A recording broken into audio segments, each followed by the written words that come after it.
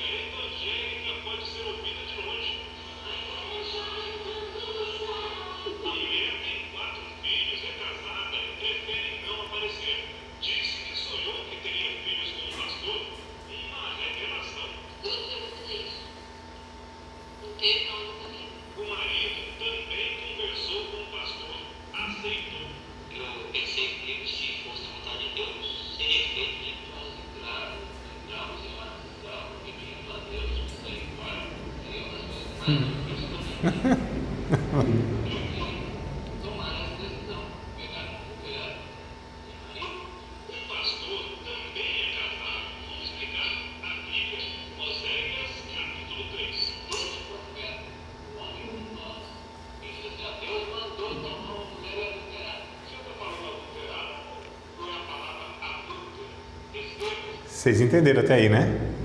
Tá? Então, tudo bem.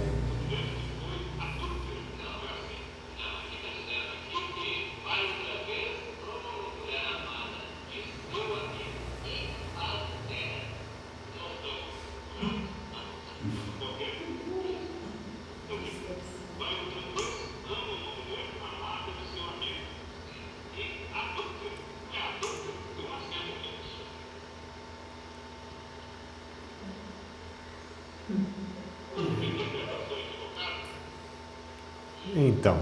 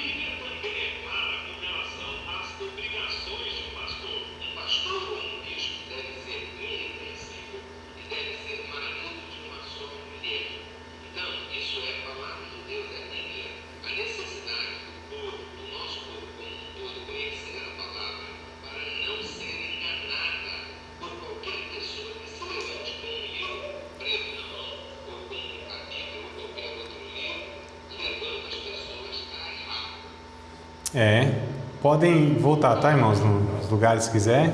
Cuidado só com o tripézinho, não mande cair. E eu vou fazer uma breve análise, né, com vocês aqui do vídeo. para a gente perceber que, assim, para alguns falar, é absurdo, né? Claro que nunca que a Bíblia vai ensinar para um pastor ir lá ter um relacionamento extraconjugal, nunca. Mas a gente percebe aqui, lógico, eu pego um caso que é extremo para chocar mesmo, né? Tá aqui, né? Para chocar mesmo, só para a gente desse vídeo aqui extrair algumas questões aqui, algumas lições que eu acho importantíssima para a gente, tá? Não sei se vocês conseguiram ouvir toda a narrativa, né? Todas as falas, mas vou dar um resumo aqui. Bom, primeira coisa, gramática. Não é que nós tínhamos falado na aula passada? Gramática. O que eu falo assim, mas calma aí, aqui é safadeza, né? Não, vamos deixar a safadeza do camarada do lado um pouco, para a gente pegar aqui esse exemplo da leitura, da gramática. O que ele estava fazendo? Não estava respeitando o que a gente estudou aqui, a gramática, a escrita. Lembra que nós lemos, não tirando, né? Mas não respeitando a pontuação, vírgulas e tudo mais? Então, quando a gente muda, ou quando a gente não entende as regras da gramática da língua portuguesa, percebam que o repórter, acredito que não tem nada a ver com cristão, nada, né? Mas uma leitura correta do português já dá uma interpretação correta. Que não precisou de estudo teológico, não precisou ser um convertido, uma pessoa nascida de novo, para entender que aquele texto não estava falando aquilo que aquele suposto pastor estava afirmando. Né? Então, percebam que é coisa básica que a gente está falando até agora, coisa simples, não é nada complexo.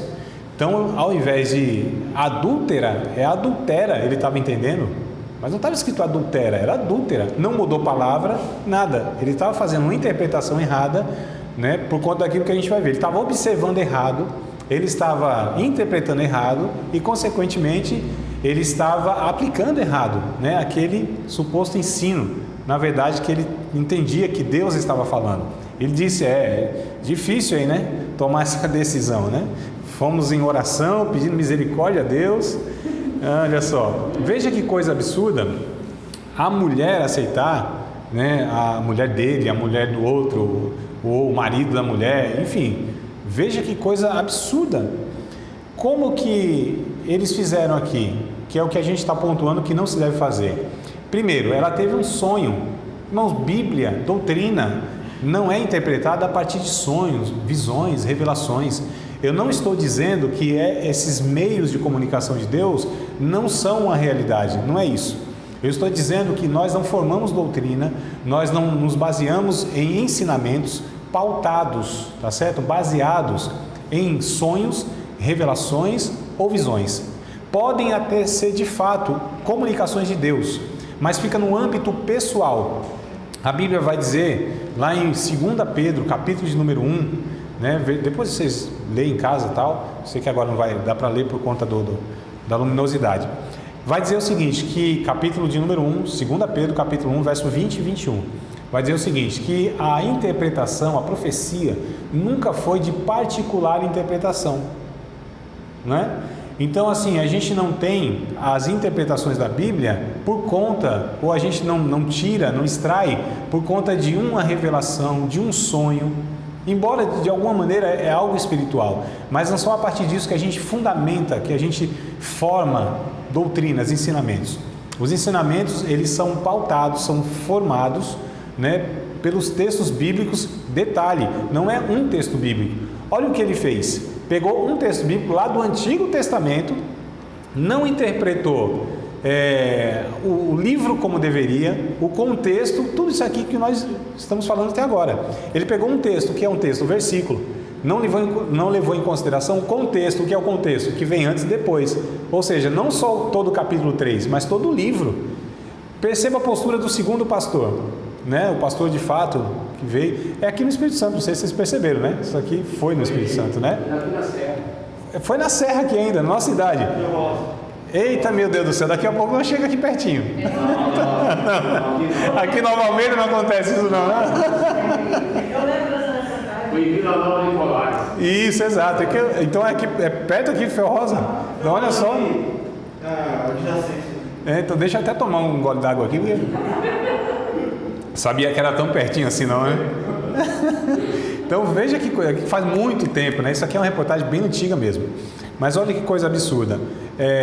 o segundo pastor, ele tem a postura correta. O que ele faz?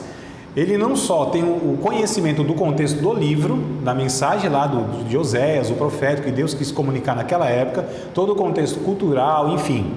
Ele não só faz isso, o que ele faz? É aquilo que eu já falei para vocês. Antigo Testamento, está lendo? Cuidado, para você ali não se basear, né, em uma doutrina, em um ensinamento que seja um comportamento para nós hoje. O que ele fez? Foi no Novo Testamento, em 1 Timóteo capítulo 3, que inclusive tem instruções para o pastor. Ele não leu lá, 1 Timóteo capítulo 3, o pastor seja marido de uma só mulher. Então ele foi, pegou o Antigo Testamento, conhecia, eu estou falando do segundo pastor, né, que teve a postura correta.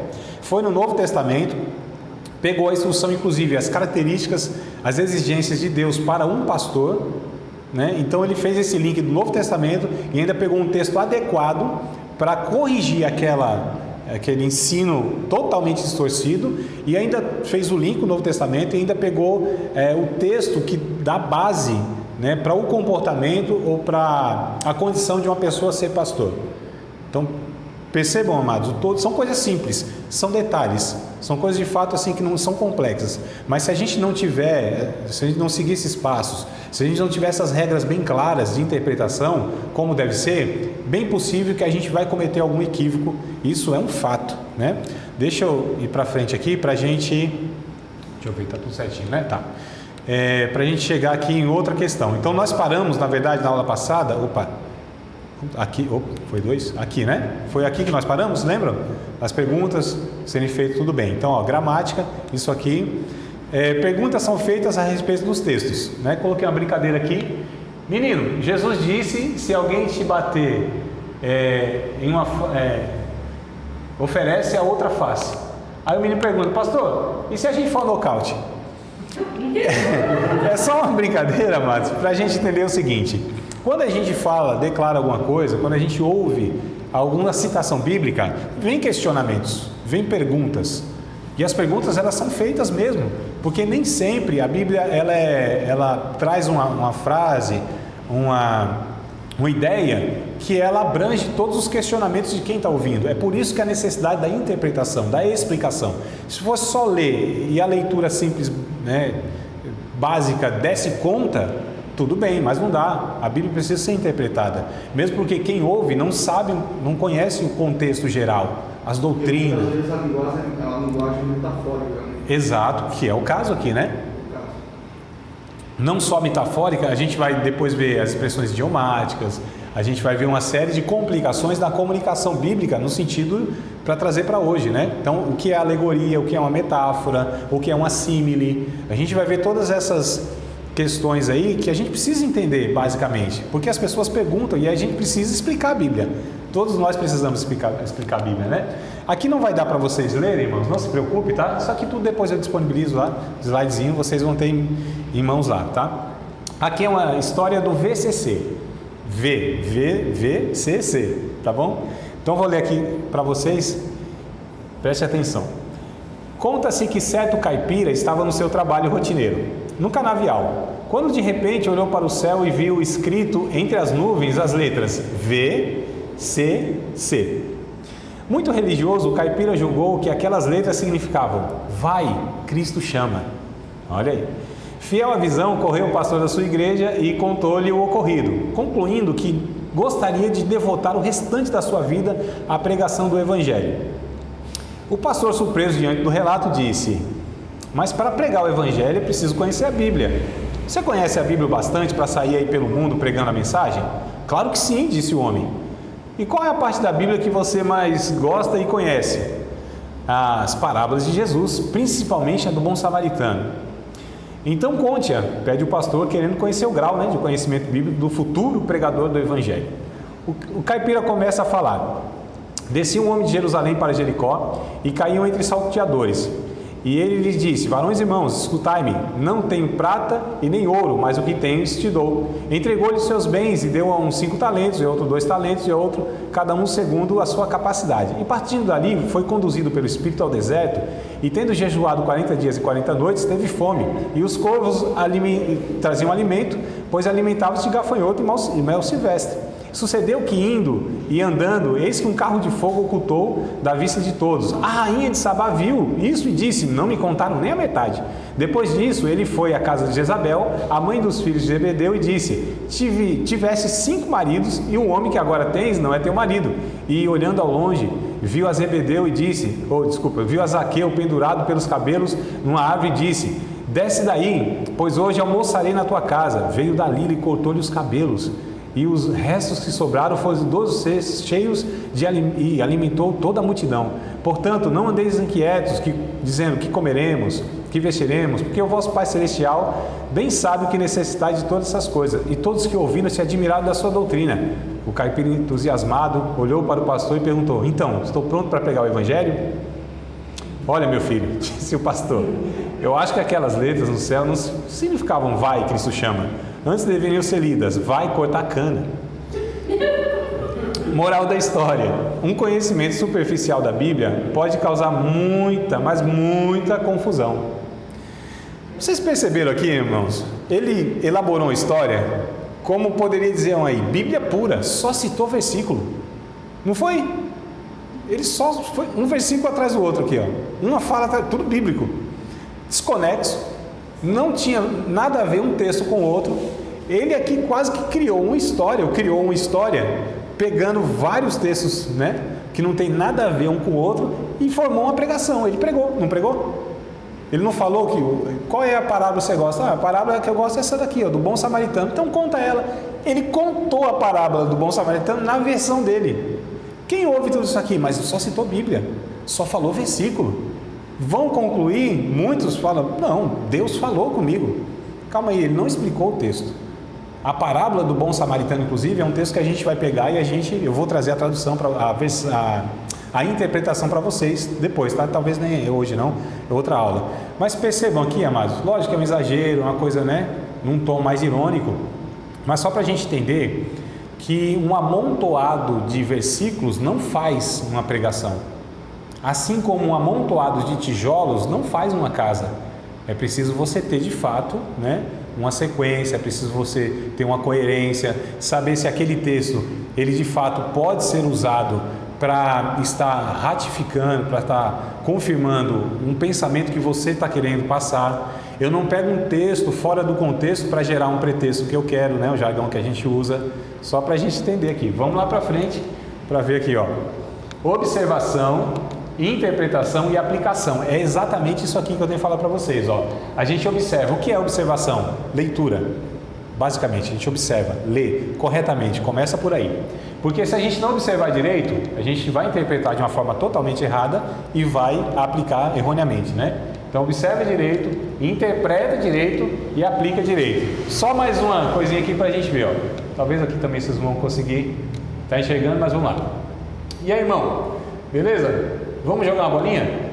Vou não. Jesus condena o futebol. Fala besteira, deixa de bitolagem. Vou te provar na Bíblia. É o que os irmãos falam, né? Vou te provar na Bíblia. Tá bom. João 21:6, ele mandou jogar rede no mar. Mateus 7:5, mandou tirar a trave. Lucas 18:16, e ainda chamou o juiz de injusto. Deus proíbe o futebol. Irmãos, eu vejo que às vezes os irmãos vão afirmar uma coisa e faz isso. Pega textos isolados para afirmar coisa assim esdrúxula, totalmente, fala: meu Deus do céu, como que chegou numa conclusão dessa? Porque pegam isso aqui, ó, né? Textos isolados, um versículozinho, e aí vai declarando, ó, tá vendo? Ó, a Bíblia diz isso, a Bíblia diz isso. Não, a Bíblia não diz aquilo. Ele fez o quê? A exegese, colocou da sua cabeça e deu a interpretação dele da Bíblia. A Bíblia não tem duas interpretações. Eu não dou a interpretação da Bíblia. É a Bíblia que dá a interpretação e eu preciso saber qual é a interpretação dela. Entenderam, amados? Então vamos lá. Deixa eu ver, eu acho que eu vou ainda trazer para vocês. Deixa eu trazer mais um videozinho, né? Para animar aqui o cineminha. Deixa eu ver, talvez o áudio desse aqui tá melhor. Vocês não precisam estar vindo aqui na frente. Deixa eu ver como que tá o áudio dele, né? Às vezes tá uma qualidade melhor. Vamos ver. Acho que vai ter que vir para frente, né? Apesar que aqui, ó, irmãos, dá para ler, né? Então, tranquilo, né? A gente não precisa nem do som, né? Então, vamos ver se vocês... Aqui também é um pregador, tá? Pregador, aí, né? Imagina, o cara, um microfone, domingão, um monte de gente lá ouvindo e ele pregando isso aqui. Vamos lá. Quem já conhece esse aqui? Já ouviram? Não? Então, bora lá. Pregando a briba.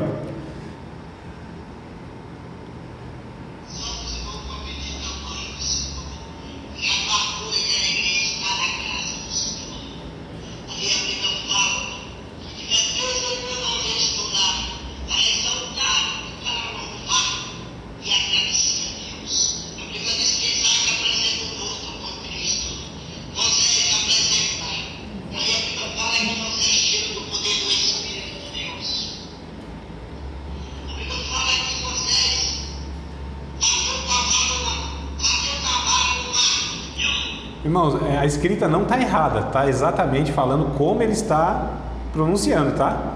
Você fala, mas está errado aqui o texto? Não, está reproduzindo exatamente como ele está falando, né? E o mar se abriu, não é o mar, ele está falando o mar mesmo.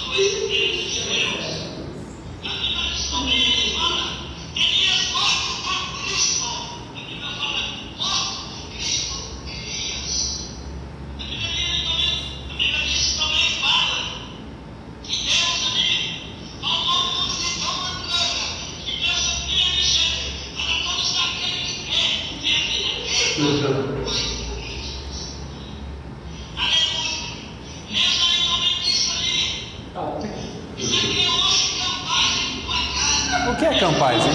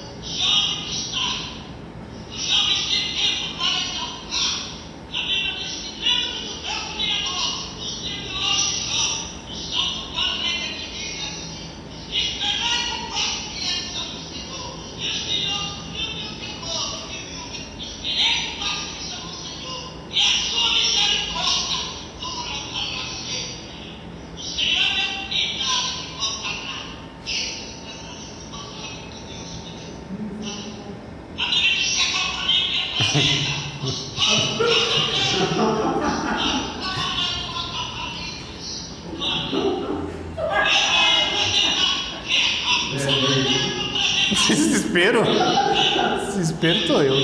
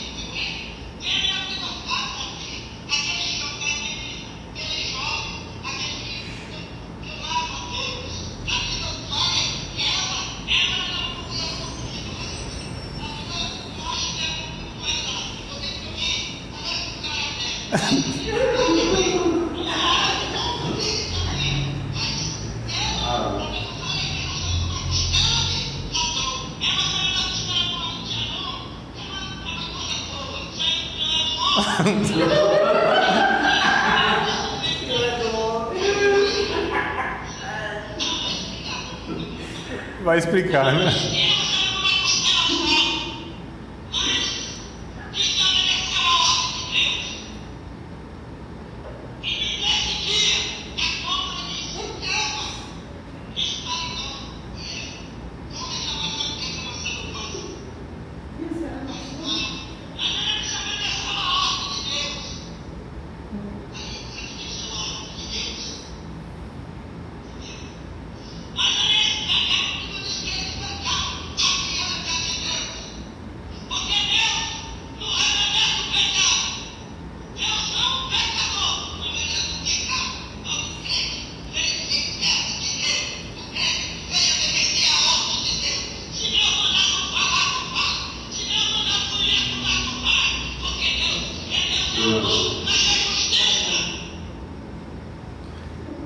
Irmão. Claro que a gente não está aqui menosprezando a dificuldade das pessoas na oratória, né? Pessoas que não têm uma boa dicção, enfim, pessoas que têm dificuldade de leitura, não é nada desse, tá? Não é o propósito, né? Aqui do vídeo. É só de mostrar algumas questões que a gente vê, lógico, não nessa, eu estou trazendo coisas aqui mesmo assim exageradas, que é para chamar a atenção de vocês, né? Então, se eu trouxer bem leve, talvez um choque, mas o propósito é esse, a gente entender que a Bíblia, ela tem que ser pregada por aqueles que têm a noção do que estão pregando. Por exemplo, isso aqui é uma mensagem, irmãos? Que mensagem da bexiga é essa? Que fala um monte de coisa e não fala nada, que troca tudo quanto é nome de gente. Foi do Gênesis ao Apocalipse. Exato, né? Falou dos cavaleiros, a cavaleira azul, nem se misturar as coisas dos cavaleiros não dá azul. E assim, afirmando um monte de coisa que a Bíblia diz, que Deus diz e tal. Então assim, a gente precisa ter muito cuidado, lógico, isso aqui é um exagero, mas a gente vê muitas declarações, a gente vê, por exemplo, pregações, nem texto aqui usou, nenhum texto, né? Alguém pode pregar sem ler um texto? Eu acho muito complicado, porque o que a gente pretende quando prega? Pegar uma porção bíblica, um texto bíblico, né, e você expor aquilo, o que Deus está falando para a gente aqui, né, o que foi comunicado aqui, são aquelas perguntas básicas que a gente já vem discutindo, ó. Precisa pegar o texto, fazer as perguntas, quem escreveu esse texto? Para quem escreveu esse texto? Qual era o contexto lá? Descobrimos tudo isso? Tá aí o que Deus quer comunicar para a gente hoje aqui, né? Então são regras básicas, coisas assim bem simples. Então, às vezes tem pessoas que...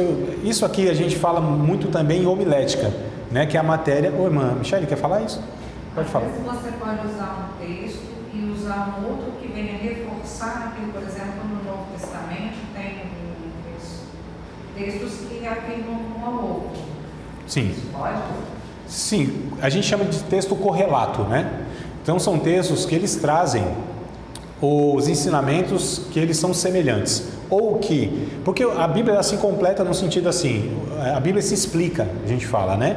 Então Paulo usou muitos textos do Antigo Testamento, o que Jeremias disse, o que Isaías disse, o que disse o profeta tal, o que falou Davi. Então você pega esses textos, inclusive, para reforçar aquilo que você está afirmando ou que está lendo. Então a Bíblia, ela, Antigo e Novo Testamento, tem essa correlação que a gente chama, né? Então eu posso até ler um texto, posso até na leitura pegar outro texto, irmãos, vamos ler um segundo texto, desde que eles tenham conexão, desde que eles se complementem, né, de alguma maneira, do mesmo assunto, do mesmo tema, exato. Então não tem problema, a questão não é essa. A questão muitas vezes é pegar um texto que a gente fala brincando na homilética, né, que é a matéria que vai nos ensinar a pregar, como o pregador deve, né, formar um sermão, se portar, enfim. São as regras, essa aqui é a regra de interpretação, e a homilética é a regra do pregador, né? E elas estão interligadas, não tem como. E o que acontece? A gente fala brincando na homilética, tem pregador que ele prega textos de 3 pontos, né? Lê o texto, sai fora do texto, não volta nunca mais para o texto. Então, acontece muito isso, né? Pegou aquele texto... por, sei lá, Deus sabe por quê, por um pretexto, na verdade, não falou nada daquilo, abordou outras coisas. Então a gente precisa ter isso em mente. A gente vai pregar a Bíblia, a gente precisa ter o texto. A gente, em homilética, a gente fala, não, o texto tem que ser claro, não vai querer pregar num domingão, num culto público, textos complexos. Tem texto na Bíblia que é complicado, você não tem a condição de explicar em 40 minutos, 50 minutos, né? Que geralmente é o tempo que se dá para a pregação. Isso... eu estou falando assim, otimista que eu sou, né? A gente sabe que muitos lugares lá, 15, 20 minutos e tal, e eu acho que a gente deve dar um tempo maior para a palavra, para ter essa condição mínima de você ter um começo, meio e um fim, a aplicação do texto, né? Então a gente precisa ter um tempo razoável. Então estima-se aí que 40, 50 minutos seja um tempo razoável para você expor alguma coisa da Bíblia. E o que acontece? Então aqui a gente percebe que é feito muita salada, essa saladona que foi feita aqui, falou de tudo e não disse nada, né? Citou um monte de coisa e afirmando que a Bíblia não fala. Então isso é muito comum, talvez não nessa dimensão, né, de exagero todo, mas a gente percebe isso muitas vezes. Então a gente precisa ter muito cuidado. Então as regras que a gente está pontuando, elas precisam ser seguidas à risca, né? Senão a gente vai fazer... mais isso, né? É que mesmo sendo erros assim, não para um expert na Bíblia, né? Mas para alguém que tenha o mínimo de instrução, né? Eu acho que são erros esdrúxulos, né? Igual a esse pastor de Ferrosa, né? Na Nova Classe, achou pessoas para seguir, né? A sua ideia. Né? A gente conheceu a igreja em Jacaraí, né? Até a Neia, como eu o termo lá, que eles pegavam aquele texto de Isaías, que ao invés de cheirar era fedor, proibiam as pessoas de usar todo e qualquer cosmético que tivesse cheiro, né? Sim. Loção, creme, sabonete, tudo. E tem texto para afirmar. Tem texto para afirmar. Esse texto da jumenta, né? Se Deus usou a jumenta, quem nunca usou, né? Quem nunca. Mas se a gente for ver, né? Deus não usou a jumenta. Eu não lembro qual foi a versão da Bíblia que eu li, mas que fala que Deus abriu o entendimento de Balaão para entender o que a jumenta falava. A gente vê isso se repetir, não no episódio da jumenta, mas a gente vê Jesus usando a mesma coisa, se comunicando com o jumento e com a natureza. Então, aí a gente pega o texto e fala, poxa, mas Deus usou a jumenta, então pode usar você também, né?